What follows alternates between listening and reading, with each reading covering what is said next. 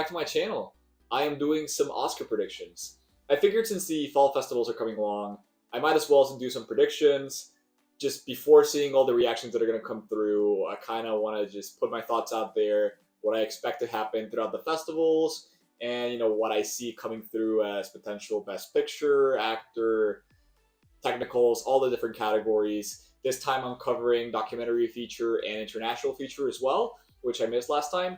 And there's a ton of changes just based on stuff that has been pushed to 2023 and just like different conversations surrounding the films that are coming through the film festival. So without further ado, let's start with Best Picture. At number one, I have Babylon. Babylon was my number one before, and it's still my number one for obvious reasons. I still, think it's going to be kind of a knockout hit post festivals, not going to any festivals, but I just can't see this movie really missing. So I'm the most confident out of every movie to see this getting nominated, so that's why I have it at number one. At number two, I have The Sun. And the reason why I have this at number two, whereas I had it like way lower back in my last predictions, is there's a first reaction that came through. Apparently the movie is like really, really good. It's like the father levels and not better. And it just seems like because of the subject matter, it's like a kid is suffering from depression. It seems like the kind of movie that might be like really hard hitting and really dramatic, and that's usually something that takes Best Picture. So look out for that one. Number three, I have The Fabelmans, and I have this again because Spielberg. It's premiering at TIFF. Probably gonna win the audience awards. Probably gonna be heartwarming and beautifully shot, beautifully directed. So number three. Number four, I have Bardo. Iñárritu is Iñárritu. He's gonna get his movie nominated. He's probably gonna get a bunch of technicals. It's probably gonna be as good as Birdman and The Revenant, so I can't see it missing. At number five, I have Woman Talking, which is Sarah Polley's film, and there's some screenings that happened already. It seems like it's a bit more accessible than people might have previously thought, and it's still, from the people that saw it, it's very good. It might not necessarily be like winning conversation quality, but I think it's a solid lock for nomination. At number six, I have Everything Everywhere All at Once. And this is slightly lower than I had it last time, just because I feel like with the fall festival season coming along, I'm not hearing about it as much. And it's normal. A bunch of movies that haven't come out are coming out, so people are excited about them. But I do think that's going to maybe affect the traction that the movie has. Hopefully it can keep going. I really love Everything Everywhere, so hopefully it can keep strong. But for now, I have it at number six. At number seven, I have Top Gun Maverick. One spot higher than I had it last time, I believe. And this is just like continuing to stride in the box office. It's like, I think it's like the sixth or fifth highest domestic gross movie. And it just, I don't think it's going to miss just purely and sheerly for the fact that it's been doing so well in the box office. And the critics and audiences love it. At number eight, I have The Whale. And this is Brendan Fraser adapting the role of a 600-pound man reuniting with his daughter, or attempting to reunite with his daughter. The film has like insane buzz for some reason. It only has a couple screenings at TIFF. It's coming out of Venice before, but people are like really, really excited for this movie. And I think just the sheer buzz it has, if it lives up to the expectation, will push it through to a Best Picture nom. That's what I'm banking on. At number nine, I have my long shot shout again that I'm keeping from last time. It's After Sun. I have, slightly more confidence, maybe even, because this movie is going to TIFF, is going to New York Film Festival, and it seems like there is like buzz around it. Like people know, at least in like film Twitter circles, people know like this is like a thing. This is like a good ass movie that they should be looking out for. So like I think it has a solid chance of getting in. That's why I have it in. At number 10, I have Triangle of Sadness. Again, Ruben Östlund, Palme d'Or winner. Apparently a huge like crowd pleaser, more divisive with critics, but I don't think that is necessarily gonna like kill his chances. Like Vice, Don't Look Up, like a bunch of these movies, Joker, that are like more divisive for critics, still get in. So I'm expecting it to like be in the conversation for sure. And then I have like a few that I have, just below the nomination line that could easily get in. These were just like, I think the 15 like are looking like the strongest for me. And at number 11, I have Tar. And a trailer just came out for this. Todd Field's first movie in like 15 years or something. It looks freaking like insane. It looks. If you haven't seen the trailer, do check it out. I have a trailer reaction to it as well, and it just looks like crazy, bonkers, like weird ass shit. So I'm expecting it to like be a little divisive and not really hit everybody. So that's why I have it outside. But it looks like a beautifully like directed movie. It looks like a masterful movie. It might be like a masterpiece. It might be like critics' like favorite movie of the year. So we'll see. At 12, I have Empire of Light. And Empire of Light, Sam Mendes, Olivia Colman, my heart, my soul, Olivia Colman. I think the movie will be good. I've heard some things about like not press screenings, about some screenings have been done before the movie's release, and there's some mixed reviews there. So I'm keeping it outside for that reason, but I'm really looking forward to it. Again, the trailer looks amazing for it. At 13, I have White Noise. And I have this a little bit higher in my estimations just because of the trailer, the teaser trailer that just dropped. You can definitely see like the value of the production, like the $70+ million that went into it. Oh, oops. The $70+ million that went into it. And I think it's gonna live up to the expectation. It's gonna be like the cinematography looks beautiful, production design looks really great, the acting looks good, so I think it's looking pretty solid. Glass Onion, Knives Out follow up. If it's as good as Knives Out, I can definitely see it getting in. At 15, I have Banshees of Inisherin, and again, this is like Martin McDonagh, Brendan Gleeson, and Colin Farrell like coming back together. Trailer looks really funny, looks really interesting, and never count out Martin McDonagh. So yeah, I have it at a 15. And then for director, I have a little switch up because Scorsese isn't here anymore. I have Spielberg at number one. I just think like the reason I moved them up is I think it's like because it's a personal story. It's Spielberg. It's like a romantic kind of thing. They're gonna want to give it to him. They haven't given him the Oscar in like over 2 decades, so I think he might be due his like next Oscar. Who knows? At number two, I have Chazelle. I love Chazelle. I love Damien Chazelle. Fucking legend. I think Babylon's gonna be great. It's gonna be probably one of the best directed movies of the year. But he won so recently, and he's so young that I don't know if they're gonna like look to give him a second Oscar so soon. Three, I have Iñárritu. Again, two-time Best Director winner, amazing like technical director. So I definitely see him like really in the conversation. Four, I have Polly. Again, Women Talking, a like probably a critic darling, is gonna be a hit with the Oscars in other categories. And I just think it's going to be like a strong movie, and Pauly is going to get in, and it's going to be obviously a well-directed movie, so that's why I have it in. Number five, I have Florian Zeller, and I originally didn't have him in my lineup of five because he's like obviously adapting his screenplay, and it might be more of like a screenplay kind of forward movie, but I do think that he's going to like step up as a director from The Father, which was already like an amazing directing debut, and he's going to deliver something special. And because I have The Son at number two for picture, I just kind of have to have him in here. So that's why I have him. And then outside the five, I have Ruben Östlund. You know, Palme d'Or. This movie's probably gonna be good. At number seven, I have Todd Field again from the trailer. Just looks amazing. He could easily get in. Then we have at eight the Daniels. I have them outside the five now, just because I think their name really hasn't like stuck around that much. It's been more the actors that have been getting a lot of continued conversation for Everything Everywhere. So yeah, the Daniels are outside my five. Then we have Sam Mendes at number nine. The movie looks beautiful. It looks like really well directed and shot, but I think Roger Deakins is gonna get like most of the praise for this, for the visuals of the movie. I don't know. I just have a feeling that Sam Mendes is gonna miss out.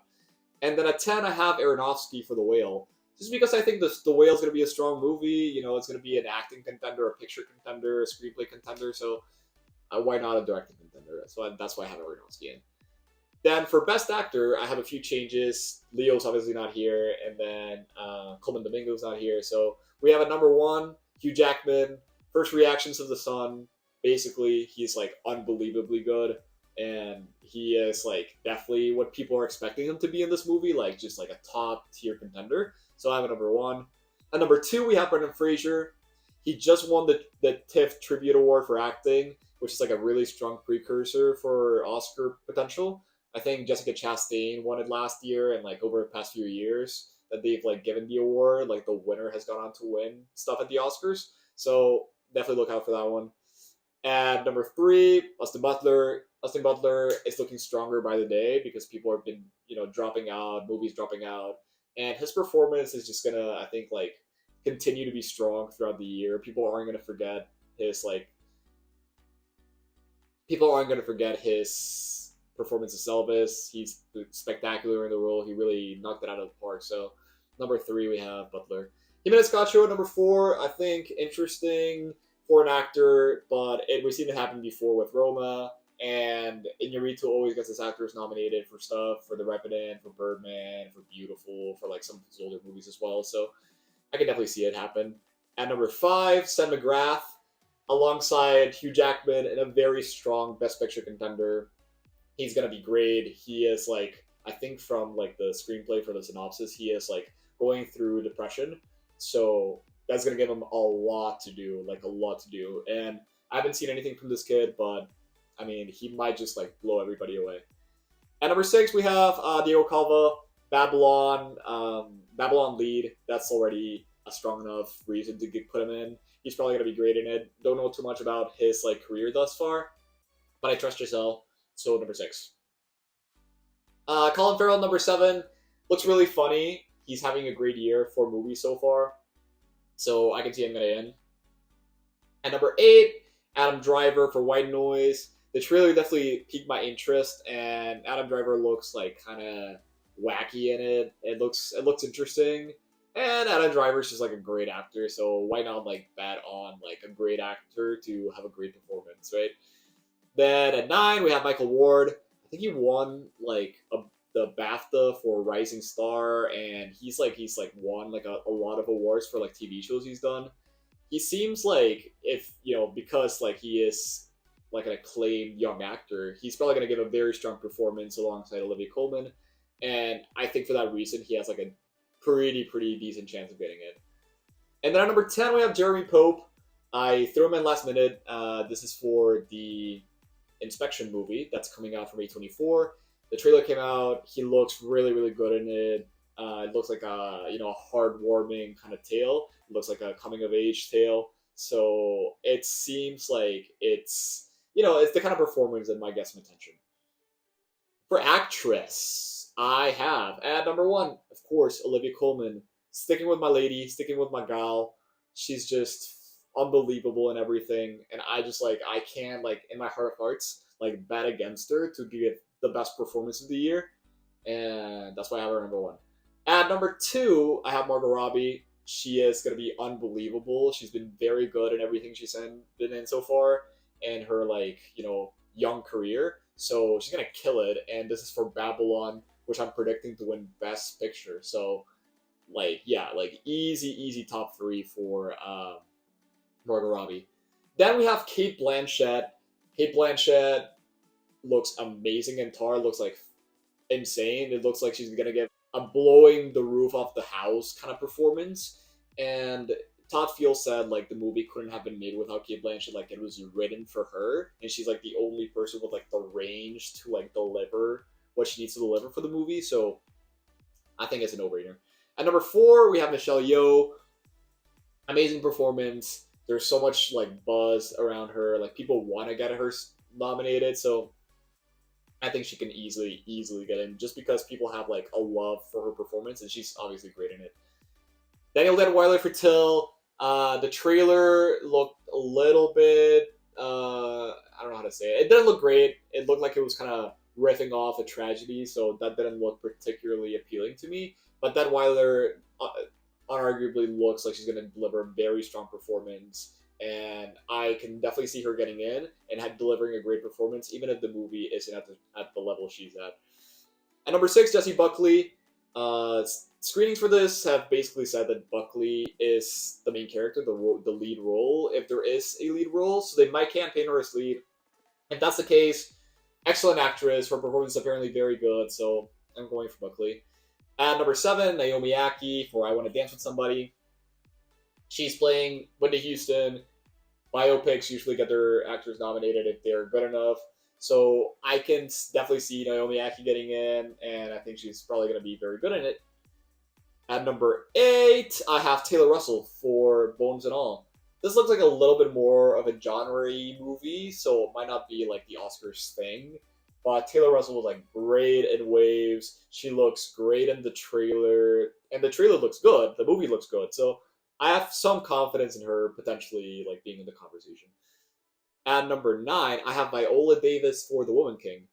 If anything is gonna get in to the Oscars from The Woman King, and maybe I'm like underestimating the movie, but if anything's gonna get in, it's gonna be Viola Davis because she's just like killer in everything she's in. So I'm putting her in my 10, whereas I didn't have her before. And yeah, Viola Davis, I see her giving a strong performance again. And then at number 10, I have Jennifer Lawrence playing a soldier coming back from war with PTSD. It's gonna be a meaty role. It's gonna be a meaty role in an A24 movie, so it's gonna give her a lot to do. And it's Jennifer Lawrence. She has like some recognition from the Academy, so maybe she gets in. For supporting actor, I have Ke Huy Quan, number 1, sticking on number 1 with my boy. He was, I think, the standout of Everything Everywhere for me, at least. He's like the emotional core of the movie. I loved him in it, and I think the lineup for supporting actor might be slightly weaker than some of the other categories, so I can definitely see him like pulling away with a win, especially because of his like narrative. At number 2, I have Brad Pitt, strong Oscar nominated and winning actor. I mean, this guy is going to deliver a crazy performance in Babylon. Again, Babylon being like potentially one of the best movies of the year. I think he's probably going to be in the fight for sure. At number 3 and 4, we have some Fablemans boys. We have Paul Dano playing Steven Spielberg's dad. We saw a little first look of him in the TIFF pamphlet or festival book or whatever. And he's probably going to deliver a great performance. He's probably going to have a lot to do as Spielberg's dad, so looking forward to that. And then John Hirsch, there's some buzz around his performance from test screenings. Apparently, he like steals the show in like one or two scenes, so keep my eye on him. Then at 5, we have Brendan Gleeson, and I just think it'd be good for the Academy to reward Brendan Gleeson, who's like a beloved actor. And if he is as good as the trailer would suggest, I don't see why not. And then Timothée Chalamet for Bones and All. Next to Taylor Russell, he is Timothée Chalamet. He has like a lot of name recognition and is a very, very good actor who's been snubbed before. So I'd love to see him get nominated and get some recognition after Call Me by Your Name. At 7, I have Paul Mescal for After Sun, just as on my top 5. But I still, I'm really hoping that he is amazing in After Sun, and I've heard he is, and he can get some recognition because I love Paul Mescal. At number 8, Ben Whishaw, Women Talking.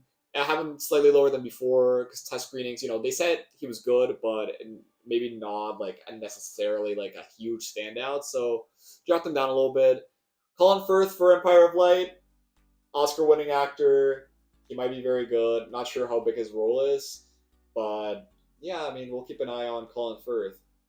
And number 10, I have Slatko Burke, which many people say is like one of the standouts from Triangle of Sadness, so I'm keeping him in for that reason.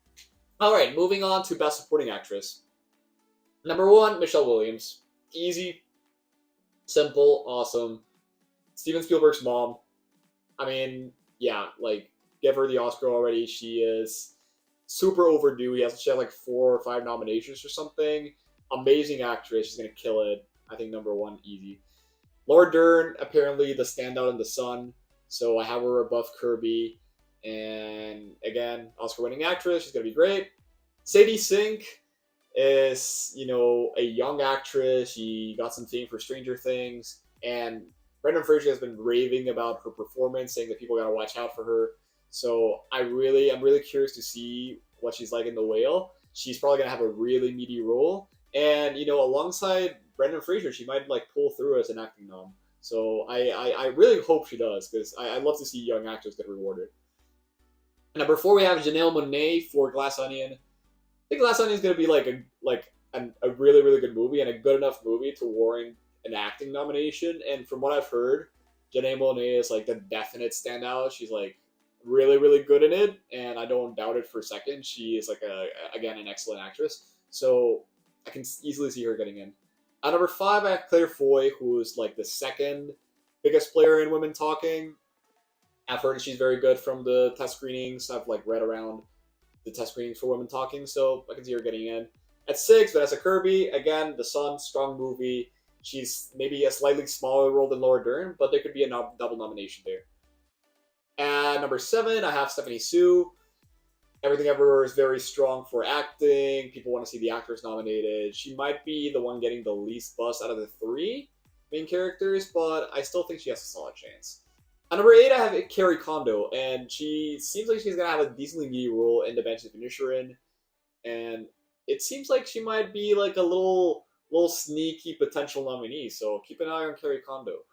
At number 9, I have Angela Bassett, based on some of the buzz surrounding her like little cameo in the Black Panther Wakanda Forever teaser. She looks like she is like delivering a powerful performance, like a really emotional performance following Chadwick Boseman's real death and like Black Panther's like assumed death in the movie. So I think she's gonna be great in it, and she is an overdue actress. She is a beloved actress. So Angela Bassett. At number 10, we have Dolly De Leon from Triangle of Sadness, and she is also apparently a huge standout from the movie alongside Slacko Burge. So I'm keeping my eye on Dolly De Leon. I'd love to see lesser known actors get nominated and get some recognition. And for original screenplay, we have a number 1, Babylon. Babylon, in my eyes, is winning picture. All of Damien Chazelle's screenplays, I think, are amazing. I don't think he's won for a single one, and I think this one's gonna be like his winning screenplay. He is amazing. The movie's gonna be incredible. It's like a 3-hour epic. People are saying it's a masterpiece already, so write it in. And number 2, Everything Everywhere All at Once, the most original movie of the year, going into the most original screenplay category. I think that makes sense, and it's undeniably a great screenplay. It's not everybody's cup of tea, but it's like 95% of people's like favorite movie. So I think it's gonna get in. At number 3, we have The Fablemans, and this is Steven Spielberg, Tony Kushner. I'd be good to reward them. It's a personal story, so when directors are or when people are writing about themselves, it creates an extra emotion, and people feel good voting for that. And I don't doubt that the screenplay is going to be really good, but just for the narrative, I think it's already going to get in. At number 4, Bardo, Iñárritu, witty writer. Birdman has an amazing screenplay. This is like a comedy-esque type movie, similar to Birdman, so you can see it being kind of similar. Getting in. After Sun, I have it in picture. Apparently the screenplay is amazing. I have it in here. Then Triangle of Sadness, everything I've heard from the movie, really funny, witty, original screenplay. 7, Tar, crazy screenplay, crazy concept, crazy movie, and it's gonna warrant some attention for screenplay for sure. At number 8, we have Bros. Bros, first mention for Bros here, and I hope Bros gets some recognition. It's apparently tested really well with audiences. It's gonna play big at TIFF. It looks funny. It looks hilarious. And I just feel like the Academy should recognize a film like this, and like a comedy that's celebrating diversity, that's celebrating pride. So I'm thinking Bros has a strong chance. The Banshees of Inisherin at number 9. Marty McDonagh has been nominated before. This looks like obviously it's a comedy, but it might be like a very highbrow comedy. So I'm thinking solid chance. Empire of Light number 10. Just because I've heard mixed things about the movie, I have it lower. But it might surprise me. It might be that the mixed reactions might be outliers. So I have it number 10. Best Adapted. Number 1, The Son. Follow Up to the Father. Excellent. I can't see this being a bad movie. This is gonna fucking be phenomenal, and the screenplay is gonna be the best part of it. So I think maybe one of the. I'm not saying this is necessarily 100% gonna happen, but I feel the most confident about this happening out of like pretty much every category except for like virtual effects and those things. At number 2, we have Women Talking. This is again like a big player for Best Picture, so getting in. Number 3, The Whale, adapted from a play. It might be a little controversial, but It's again gonna be in picture, gonna be an actor, so I see it getting in. Number four, Glass Onion. The first movie has such a great screenplay, such a like a subversive murder mystery that if this lifts up, this has to get into screenplay. Like it just has to get in. At number five, we have White Noise. Noah Baumbach is a excellent screenwriter. Probably, he's an excellent director as well, but he's most well known for his screenwriting, and I see this being very good as well. The trailer gave me a good impression. I previously didn't know what to think, but with the trailer, I feel like it's going to be a pretty good movie, so have it in. She said at number six, I feel like the adapted screenplay category is definitely weaker than the original screenplay. And she said I had in some other categories before I've taken it off. Just seems like there's no buzz around the movie. It's only going to New York. It seems like it's been done before and it might not be done as well this time around. So so for that reason alone, I feel like it's not probably gonna get in, but I have a number six. At number seven, Black Panther: Wakanda Forever. It's gonna be a like a emotional story for a superhero movie because of the real life events that happened. And from the trailer, it seems like they're really taking this in like the right direction with how emotional and how vivid the movie looks. The screenplay might be excellent. We trust Ryan Coogler. Hopefully, the Marvel machine doesn't mess with his creativity and with his vision for the movie. But yeah, Black Panther, why not? This is an important movie still. Even if it's the sequel, it's an important sequel. At Top Gun at number eight, it does everything it has to do. It's a crowd pleaser. It's gonna be in Best Picture. So solid chance of getting in. Pinocchio's Del Toro at number nine. I am very, very interested and looking forward to seeing this movie. I don't want to see the Disney. Well, I do. I will see it, but I'm not like looking forward to the Disney Pinocchio remake. But Del Toro's looks amazing and looks like different and subversive. So I have it in screenplay. And at number 10, I have the worst PR movie of all time. Don't worry, darling. Yeah, just because it's like a kind of crazy concept, so maybe it gets in. But considering how much shit has been surrounding the movie, like it might just be terrible and might not get in. We'll see. I still have it at number 10 though. I'll give it the benefit of the doubt for now. Cinematography. At number one, Empire of Light, Roger Deakins. The trailer, say no more. I feel like before I was underestimated Deakins, which you should never do. Just should never underestimate Deakins. This is winning quality cinematography, so I just like I have it at number one. At number two, I have Babylon. Linus Sangram is an incredible cinematographer. La La Land and First Man, just like chef's kiss, like beautiful, beautiful movies. Babylon, haven't seen any first look for it, any trailers. It's gonna be beautiful. Like as soon as I see it, I might move things around a little bit, but Babylon, I just like it's happening. Number three, Bardo, Darius Kanji. He is the cinematographer for Amour and Seven and Midnight in Paris, and most importantly, he's shooting a movie for Yurizu. So it's gonna be like beautifully shot. He is an ambitious director with ambitious shots. The movie's gonna be beautifully shot and lighted, and the first look already proves that. Number four, The Fablemans. Dennis Kaminsky working again with Spielberg. West Side Story was beautiful. All his movies are beautiful. It's probably gonna get in. Number five, Top Gun Maverick. Cameras on planes. It's different. It's kind of breaking the boundaries. So I can see it getting recognized here. At six, White Noise. White Noise is from Laura Crawley, who did the Vox Lux cinematography among other movies, and it looks very good and different. So I'm looking forward to it. I have it right outside my top, but I can still see it getting in. Avatar: Way of the Water looks like a beautiful movie, but maybe they won't reward something that's like fully digital for cinematography. I don't know. I still have it in the conversation. Decision to Leave is probably going to be. It is definitely Korea's submission for international feature. So I see it getting in potentially. It looks beautiful from the trailers. People say the cinematography is really great. The people who saw it can. So I don't doubt it. I have it pretty strong.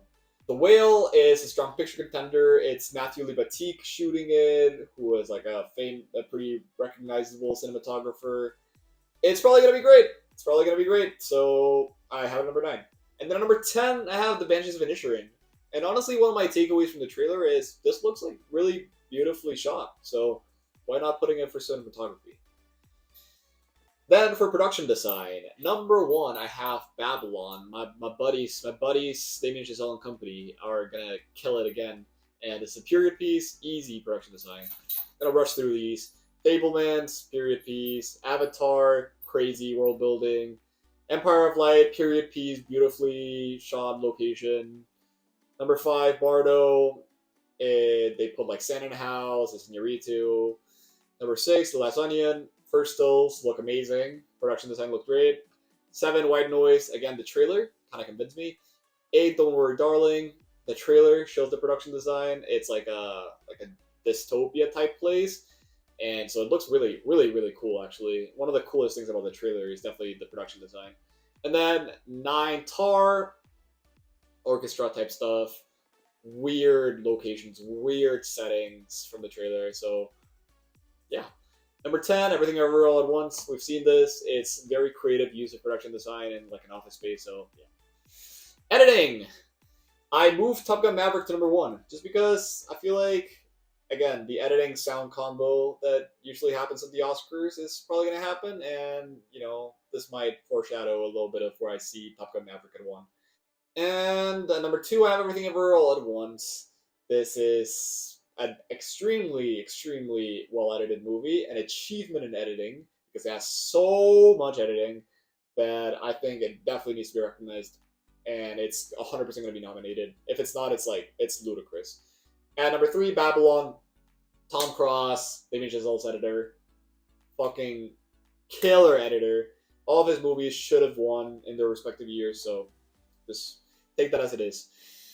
The Fablemans at number 4. Best Picture contender. Gotta have great editing. Bardo, again, Best Picture contender. Gotta have great editing. Tar. It looks like there's a lot of stuff happening in the movie. Like, in the trailer, there's a lot. Even the trailer has, very, very quick editing because there's so much stuff, jam-packed into this movie. I definitely think it is going to have some cool editing, and it's going to be a very interesting looking movie. Number 7, Decision to Leave. People from Cannes say the editing is one of the standout things of this movie. It's insane. The editing is kind of never seen before. Number 8, I have Avatar: The Way of the Water. It's probably gonna be a 3-hour movie, and there's gonna be a lot of shooting. There was probably a lot of shooting for that movie.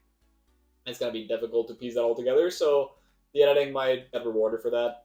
Number 9, I have Elvis. Elvis has some wacky, kind of unique editing that isn't necessarily my favorite thing in the world, but I can definitely see it getting recognized. Number 10, Black Panther. This is just my 10. I really know what to put in here, but Black Panther is a superhero movie. It's gonna be action scenes. It's gonna be a lot happening in the movie, so I have it in for editing. Sound. Top Gun Maverick at number 1. Jets are flying. It has amazing sound. Undoubtedly. Everything Everywhere All at Once. Its soundscape is soaring. It's actually really, really great. So I can see it getting in. Number 3, Babylon. Top-notch sound, and all 3 of his previous movies getting in easy. Batman has extremely, extremely good sound, so I hope this gets in. This would be a great addition to the lineup. Number 5, Nope. My sole Nope nomination here. It's not my favorite movie, but I recognize that the sound is really, really great. 6, Fablemans, Best Picture contender. 7, Avatar, blockbuster, gonna have a lot of sound. 8, Bardo, Best Picture contender. Elvis, it's a musical biopic, so it has a lot of sound editing and sound mixing going on. Then 10, Decision to Leave, because I love the way that the sound is mixed into the trailer. Yeah, that's my thing. Score. Number 1, Justin Hurwitz for Babylon. My favorite composer of recent times. Justin Hurwitz he hasn't failed with any of his scores. I listened to La La Land, First Man, and Whiplash on loop on my Spotify. So yeah, easy. Number 2, The Fablemans from John Williams. John Williams, the best composer of all time. one of his final compositions, one of his final scores, the Oscars might want to reward him for it. It's going to be for an Oscar bait movie. So, yeah, like John Williams getting in. Hildur, and I won't try to mispronounce her last name, from Women Talking. She is the composer for Joker, and she's doing Women Talking and Tar this year. I have her getting nominated for Women Talking, but it could be either one. And she's just like an excellent up and coming female composer. So she is gonna be like in the conversation heavily for both of those movies. The son, Hans Zimmer. What else to be said about Hans Zimmer? At 5, the Batman Michael Giacchino, iconic Batman score. It should get in. It needs to get in. It's gonna be remembered for a long time. Number 6, Empire of Light. The trailer like gave me a really good like impression of the score. I was like vibing hardcore to the score in the trailer, so I can see it getting in. At number 7, I have Tor. Again, Hildur. She is gonna be killing it this year with 2 Oscar bait movies that are gonna be great and have great scores. Number 8, Decision to Leave. The score in the trailer already like sells me on this. Looks amazing. It sounds amazing. So yeah. Number 9, Black Panther: Wakanda Forever. I think the score got nominated for the original movie, so easy. I can see this getting in for score as a second movie. Number 10, we have Banshees of Inisherin, from the same dude that composed Three Billboards and Carol and Fargo and a bunch of Oscar bait movies. He has a couple nominations, so he's a good composer. I can see it getting in. Animated feature. Let's run through these. Pinocchio del Toro, stop motion, looks great, looks phenomenal. I think it's gonna win. Number 2, Turning Red, Pixar's best movie of the year, or at least the best received movie of the year for them. Lightyear didn't get as great of a reception, so this is Pixar's movie. Number 3, Marcel Deschelles. Marcel Deschelles, I love Marcel Deschelles. I hope this does well, and I know now that it probably qualifies as an animated movie, so I really, really hope it gets in. And if it wins, I'll be really happy because I love that movie. Number 4, Wendell and Wild. This is from the same director as Coraline. It's a stop motion. Jordan Peele is like voicing one of the characters. Looks interesting, looks fun. It's premiering, or it's playing at TIFF for sure. So, I mean, this seems like a no-brainer. 5, Eternal Spring. This is a Canadian documentary, and also Canada's selected feature for their international contender. So might be a documentary contender, an animated contender, and an international contender. Just like Flea last year, I can see this getting in. Number 6, Strange World. This is Disney. Looks good. Trailer looks good, so I have it in. Paul 10.5. Richard Linklater. Not a lot of people saw this, but apparently it's a very good movie. So, why not? Number 8, The Bad Guys.